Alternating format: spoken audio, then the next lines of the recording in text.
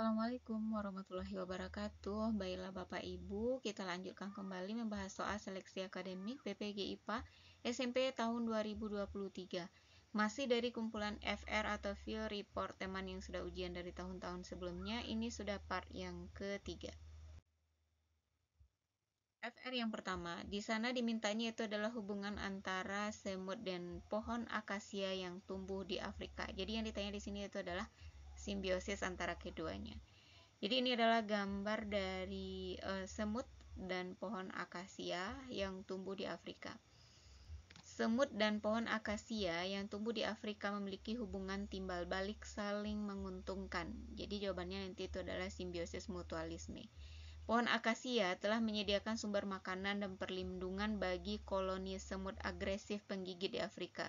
Sebaliknya, semut-semut tersebut juga melindungi pohon akasia dari serangan satwa-satwa yang menyukai daun-daun akasia, seperti jerapah dan gajah.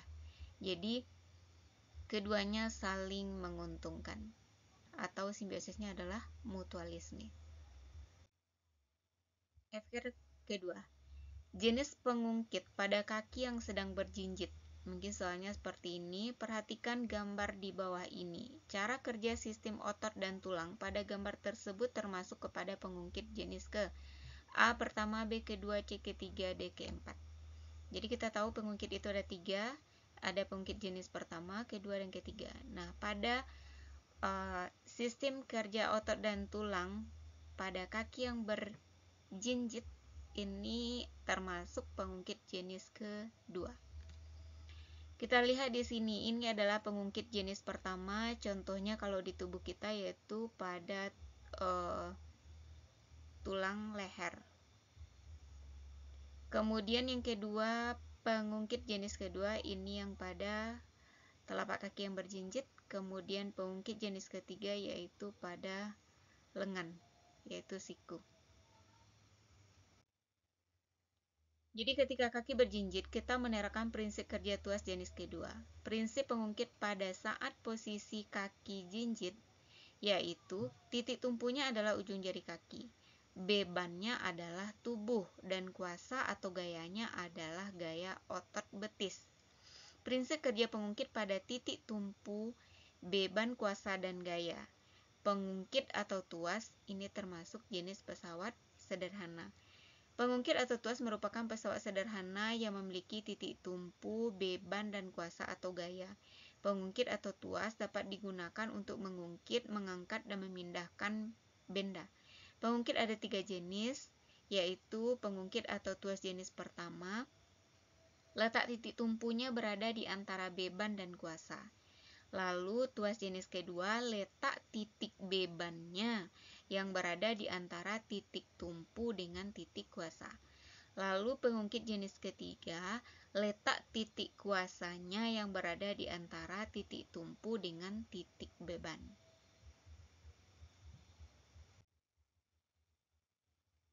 FR ketiga, kalimat pengantarnya tentang perkembangbiakan ular. Perkembangbiakan ular terjadi secara A. Ovipar dan vivipar, B. Vivipar dan ovivipar, C. Ovovivipar, D. Vivipar dan ovipar, E. Ovipar. Jadi kalau untuk perkembangbiakan ular, ada yang ovovivipar, yaitu embrio hewan ini berkembang di dalam telur yang masih berada dalam tubuh induknya. Setelah cukup umur, anak hewan itu menetas dan keluar dari tubuh induknya, sehingga tampak seperti melahirkan. Contoh hewan yang berkembang biak secara ovovivipar yaitu hiu, ular boa, dan kadal. Jadi kalau untuk jenis ular yang ovovivipar yaitu adalah ular boa. Jadi kalau untuk pertanyaan ini tergantung dari kalimat pengantarnya nanti, sesuaikan. Kemudian sekitar 70% ular itu berkembang biak secara ovipar atau bertelur. Contoh ular kobra. Lalu contoh ular yang berkembang biak secara vivipar, ada juga yang melahirkan. Contoh anaconda.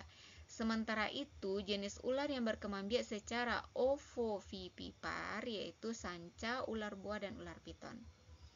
Jadi kalau nanti kalimat pengantarnya bisa jadi mengarah kepada ular secara ovipar, bisa ular sebagai vivipar dan bisa juga ular yang berkembang biak secara ovovivipar. Jadi perhatikan kalimat pengantarnya.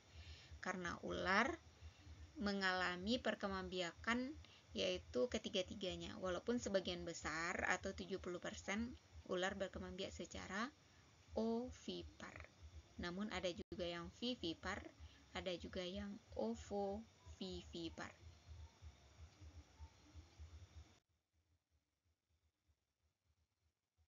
Soal keempat, disajikan gambar sistem pencernaan sapi. Dalam soal bagian-bagiannya diganti dengan huruf. Lalu kita menyebutkan fungsi bagian yang ditunjuk. Jadi yang ditunjuk di sini kalau di contoh ini retikulum pada sapi. Jadi sapi ini termasuk hewan ruminansia, yaitu hewan yang memiliki dua fase mengunyah sebelum makanannya dapat dicerna perut. Atau boleh juga disebut hewan yang memamah biak. Contoh dari hewan ruminansia ini sebagian besar adalah hewan ternak, yakni sapi, domba, kambing, kerbau, kijang, bison, banteng, anoa, rusa, dan jerapah. Jadi hewan ini dalam keadaan tidur atau istirahat pun dia tetap mengunyah. Jadi ini gambar dari organ pencernaan pada sapi dan ruminansia lainnya. Dari mulut dia itu pergi ke esofagus. Kemudian masuk ke rumen, ada rumen, kemudian ke depannya ini ada namanya retikulum, lalu di atas ini ada omasum, di bawah ini ada namanya abomasum, lalu baru masuk ke usus. Kita lihat fungsi masing-masing. Yang pertama rumen atau perut besar, jadi yang besar ini. Fungsinya tempat menyimpan sementara makanan yang sudah ditelan dan membantu menguraikan makanan. Jadi ketika makanan lewat mulut, esofagus itu langsung ke rumen lalu disimpan sementara di sana. Lalu yang kedua retikulum yang di depan, tempat mencampur makanan hingga menjadi gumpalan kasar atau bolus. Setelah itu makanan akan didorong kembali ke rongga mulut untuk dimamah yang kedua kalinya sehingga teksturnya lebih halus. Jadi sehabis dari rumen nanti pergi ke retikulum. Di retikulum ini dihaluskan menjadi gumpalan-gumpalan kasar atau bolus. Lalu setelah itu dikeluarkan kembali ke mulut untuk dikunyah. Lalu omasum atau perut buku membantu proses menghaluskan makanan secara kimiawi, dibantu oleh kelenjar enzim dan mengurangi kadar air. Lalu ada abomasum atau perut masam, ini yang di bawah, mencerna gumpalan makanan melalui enzim dan asam klorida sebagai desinfektan bagi bakteri jahat yang masuk bersama makanan. Nah, ini dia proses singkat proses pencernaan hewan ruminansia. Makanan lewat mulut, lalu esofagus atau kerongkongan, pergi dia ke rumen atau perut besar, lalu pergi ke retikulum. Dari retikulum pergi lagi ke mulut. Dari mulut dimamah biak atau dikunyah lagi, masuk lagi ke kerongkongan. Dari kerongkongan nanti dia masuk ke omasum. Lalu dia akan masuk ke abomasum, pergi ke usus halus, usus besar, rektum, dan anus. Jadi disinilah letak dari ruminansianya, yaitu makanan pergi ke mulutnya itu 2 kali, dikunyahnya 2 kali. Ini contoh soalnya. Fungsi bagian yang ditunjuk oleh huruf D adalah, jadi di sini semua bagian itu diganti dengan huruf. A. Menyimpan sementara makanan yang sudah ditelan. B. Tempat mencampur makanan hingga jadi bolus. C. Membantu proses menghaluskan makanan secara kimiawi dengan bantuan enzim. D. Mencerna gumpalan makanan melalui enzim. Lalu ada bantuan HCl untuk membasmi bakteri yang ikut masuk. Jadi yang D yang ditunjuk ini adalah perut besar atau rumen. Fungsi rumen menyimpan sementara makanan yang sudah ditelan. Ini rumen yang D, lalu yang A ini adalah retikulum. Lalu yang di atas omasum yang berwarna merah, lalu yang di bawah ini abomasum yang berwarna kuning.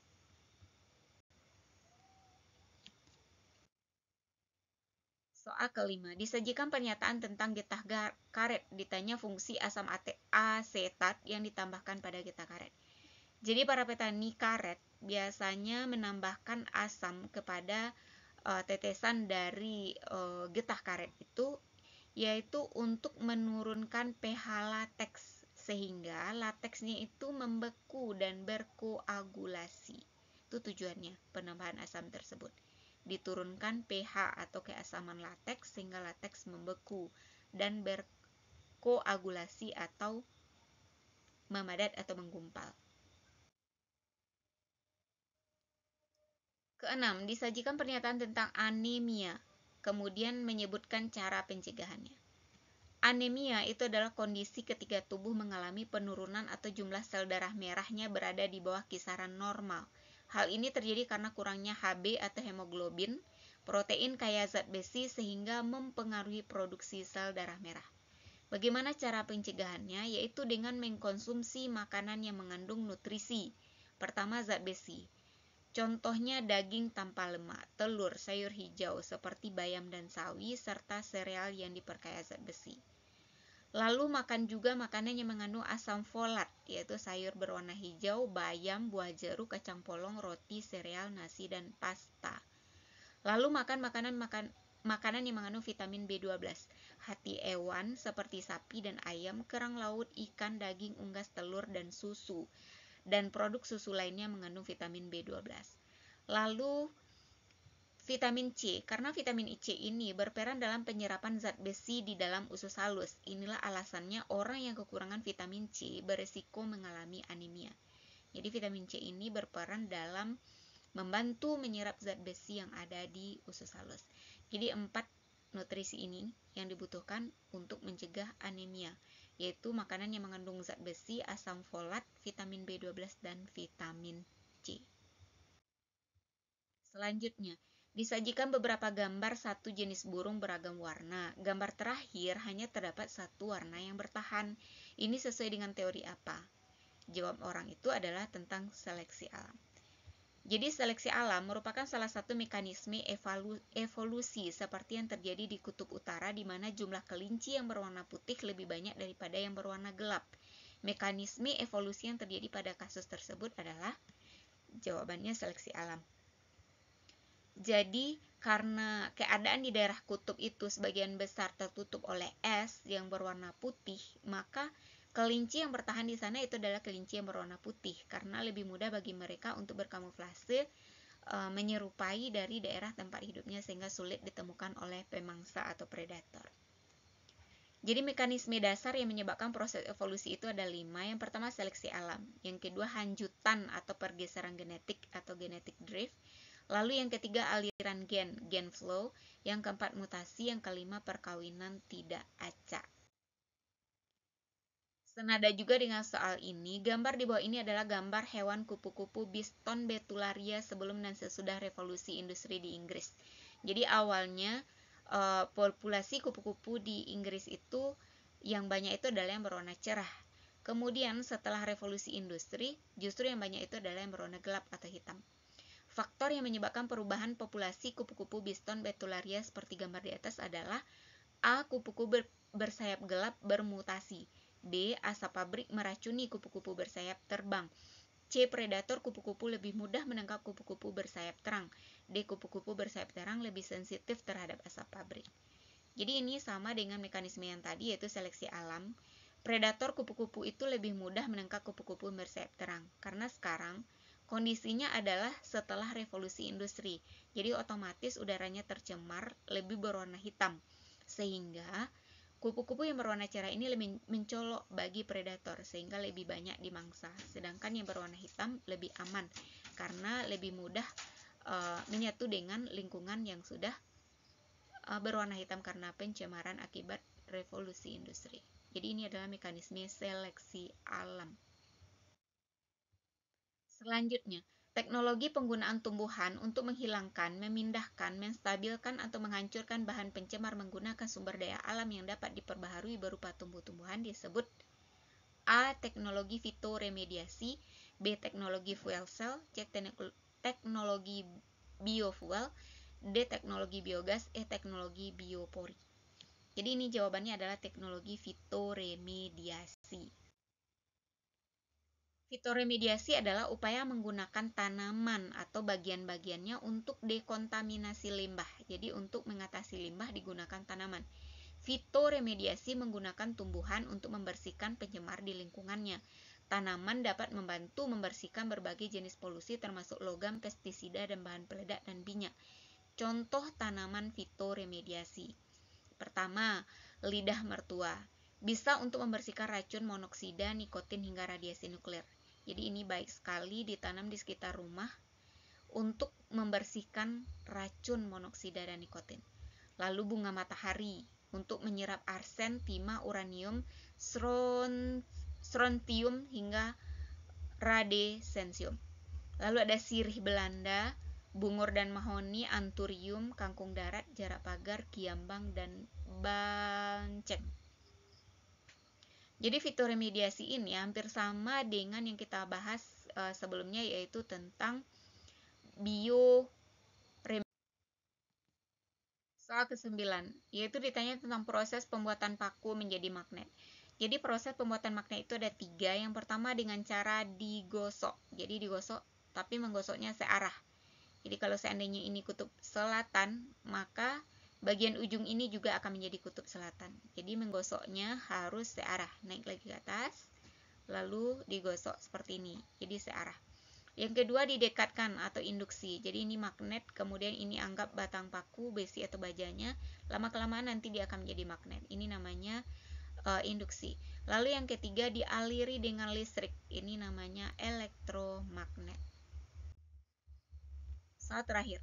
Lamarck berteori yang diilustrasikan seperti gambar. Jadi awalnya jerapah itu semua berleher pendek. Kemudian karena letak pucuk daun makin tinggi, maka lehernya ini makin lama makin panjang. Teori tentang evolusi dan bagaimana makhluk hidup bertahan hidup telah berkembang, bahkan ditandingkan dengan kitab suci. Dengan ilustrasinya tersebut di atas, Lamarck ingin membuktikan A. Bagaimana makhluk hidup menyesuaikan tinggi tubuhnya agar bertahan hidup. B. Bagaimana alam menseleksi makhluk hidup agar dapat bertahan dan berkembang biak. C. Mengapa jerapah dapat bertahan hidup dan menurunkan generasi yang unggul. D. Mengapa setiap makhluk hidup memiliki adaptasi yang baik terhadap lingkungan. Jadi jawabannya di sini yang paling tepat adalah A. Bagaimana makhluk hidup menyesuaikan tinggi tubuhnya agar dapat bertahan hidup. Demikianlah Bapak Ibu pembahasan soal pada video kali ini, semoga bermanfaat. Saya sudahi dengan Assalamualaikum warahmatullahi wabarakatuh.